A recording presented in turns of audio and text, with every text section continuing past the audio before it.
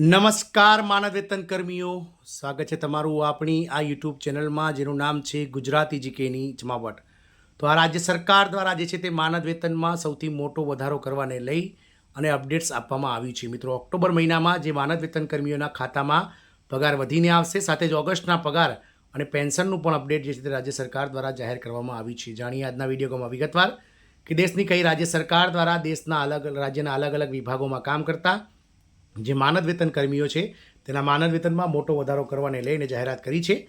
સાથે ઓક્ટોબર મહિનામાં કેટલો પગાર વધીને આવશે અલગ અલગ કેડરના કર્મચારીઓનો, માનદ વેતન કર્મીઓનો, તેને લઈને વિડીયોમાં વિગતવાર ચર્ચા કરીએ. તો વિડીયોના અંત સુધી આપ બન્યા રહો. જો ચેનલમાં તમે નવા હોવ તો ચેનલને લાઇક, શેર અને સબસ્ક્રાઇબ કરવાનું ભૂલશો નહીં. સાથે જ બાજુમાં રહેલું બેલ આઇકોન દબાવીને ઓલ નોટિફિકેશન ઓન કરી લો, જેથી કરીને ચેનલ પર મૂકવામાં આવતા આવા માનદ વેતન કર્મચારી પગાર વધારા સાથે જ સરકારી કર્મચારી વગેરેના સમાચારો તમને અમારા ચેનલના માધ્યમથી સરળતાથી ઉપલબ્ધ થઈ જાય.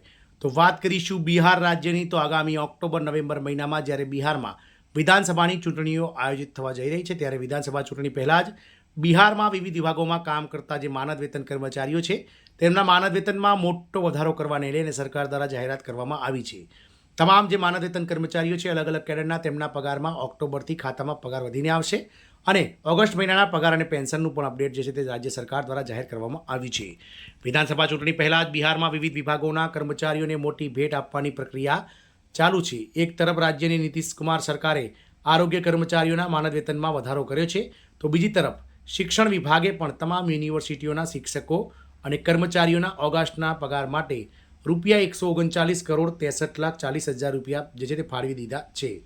અગાઉ ખેડૂત સલાહકારો, આશા કાર્યકરો, મમતા કાર્યકરો, ભૌતિક શિક્ષકો અને MDM રસોઈયાઓના એટલે કે મધ્યાહન ભોજનના રસોઈયાઓના માનદ વેતનમાં વધારો બિહાર સરકાર દ્વારા જાહેર કરી દેવામાં આવ્યો હતો.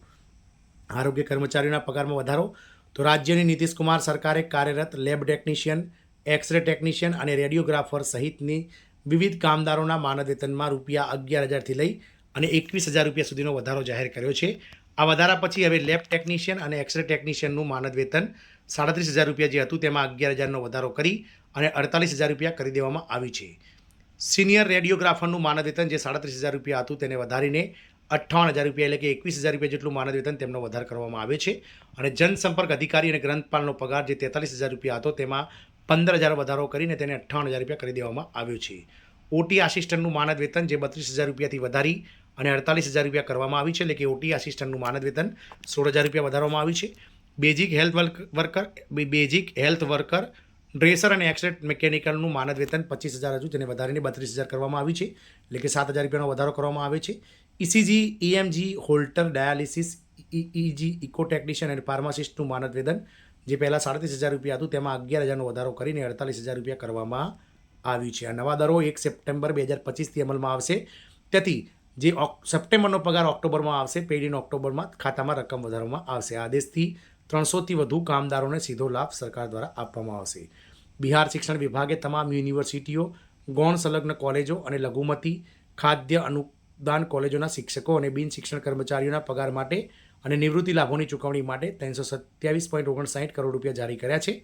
આ અંતર્ગત પટના યુનિવર્સિટીને ₹10,58,00,000, મગધ યુનિવર્સિટીને ₹14,67,00,000, BRA બિહાર યુનિવર્સિટીને ₹19,75,00,000, જેપી યુનિવર્સિટીને ₹13,53,00,000 અને વીર કુંવરસિંહ યુનિવર્સિટીને ₹7,31,00,000 જે છે તે બજેટ ફાળવવામાં આવ્યું છે.